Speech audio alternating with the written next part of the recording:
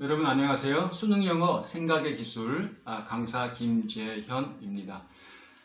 오늘도 최소한의 어떤 인풋, 최대한의 성과, 미모 독해라고 그러죠. 미니멈 인풋, 맥시멈 아웃풋의 원칙에 입각해서 어떻게 하면 경제적으로 최소한 읽고 생각의 기술을 동원을 해서 여러분들이 정답에 신속히 접근할 수 있냐 같이 한번 연구를 해보겠습니다. 오늘도 빈칸 추론 문제고요.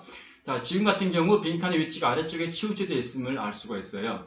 그래서 일반적으로 상하, 위아래 접근, 위를 읽고 아래를 읽고 해서 결론 도출을 해보려고 그랬는데 이 경우에 오늘은 조금 특이한 경우인데 여러분한테 새로운 유형 하나를 말씀드리고 싶어요.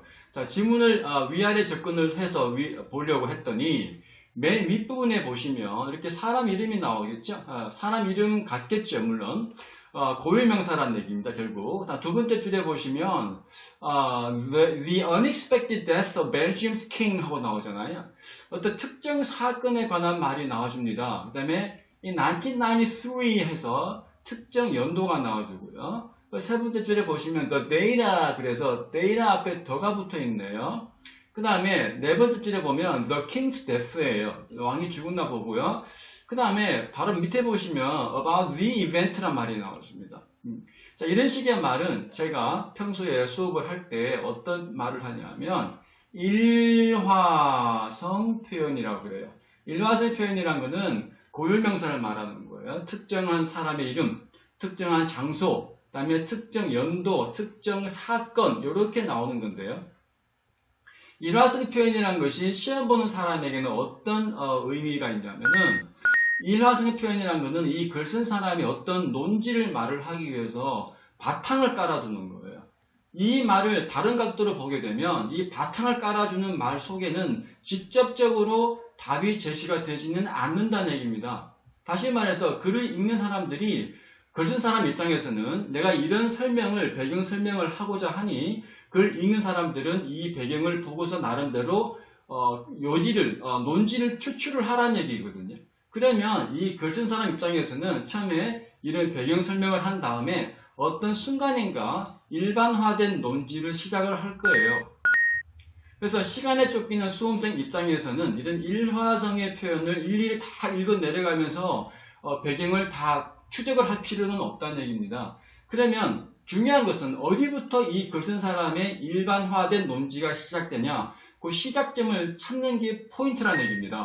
네, 그 포인트는 뭘 보고 하냐면은 아까 제가 일화성이라는 표현을 쓸 때 고유명사 말씀드렸잖아요. 두 번째 줄 the death, the unexpected death라든가 첫 번째 줄에 사람 이름 나오고요. 이런 식의 봐서 이런 거 다 빼고 일반론적인 말이 시작되는 거예요. 쭉 보시면은 다 해석하라는 얘기 아니죠. 자, 지금 요 문장부터 한번 보실까요? 보면 the more an event is socially shared 그랬어요.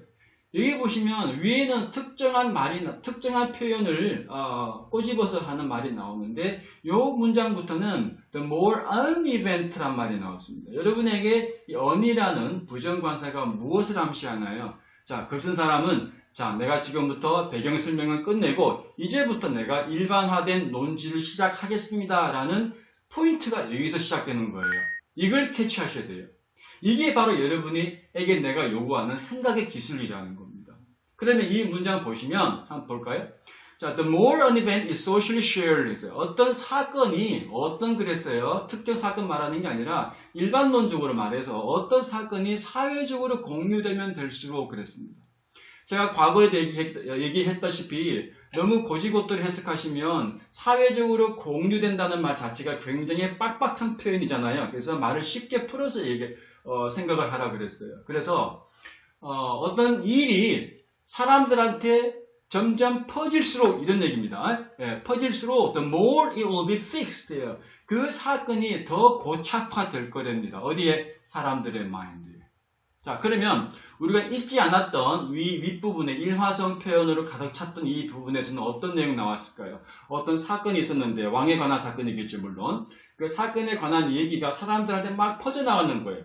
퍼져나가다 보니까 그 사건이 맞다 안 맞다 그 사건의 의미라든가 기타 등등등 이런 거를 다 둘째 치고라도 그 사건 자체가 사람들 마음속에 고착화된다는 얘기잖아요. 그런 얘기를 했다는 것을 추측을 할 수가 있어요. 그러면 여기서 바로 여러분들은 빈칸이 있는 부분으로 바로 공략을 들어가는 거예요.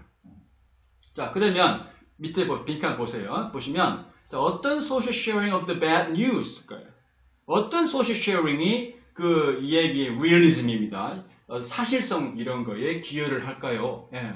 자, 남한테 퍼뜨린다고 그랬습니다. 예. 1번 bias, 초이스 볼까요? 1번 bias 같은 경우는 퍼뜨릴 때 자기의 어떤 그 생각을 플러스해서 남한테 퍼뜨린다는 얘기죠. 자기만의 어떤 편견을 집어넣어서.